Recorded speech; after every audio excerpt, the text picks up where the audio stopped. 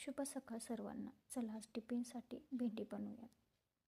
भेंडी स्वच्छ धुवून घेतली आहे, पुसून घेतली आहे स्वच्छ भेंडी. तिला उभे काप केले आहेत.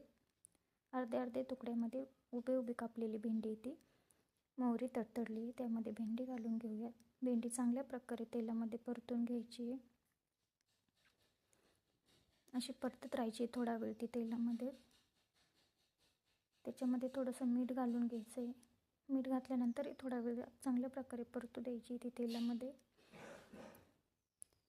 तुम्हाला जशी आवडत असेल तशी तुम्ही भेंडी कापू शकता. हिरवी मिरची थोडीशी भाजली आहे. शेंगदाणेही थोडेसे भाजून दगडी खलबत्त्यामध्ये मी कुटून घेतलं आहे जाडसर. ते टाकून त्याला थोडा वेळ हलवायचं आहे. हिरवी मिरची थोडी फिकी असल्यामुळे मी थोडीशी घरगुती लाल मिरची घालते आहे जाडसर. ती टाकून परत थोडा वेळ हलवून घ्यायचं आहे.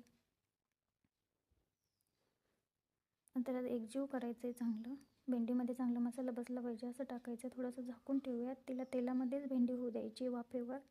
अशा प्रकारे आपल्या छोट्या मुलांच्या टिफिनला देण्यासाठी भेंडी रेडी. तुम्हाला जर माझे व्हिडिओ आवडत असेल तर सबस्क्राईब नक्की करा.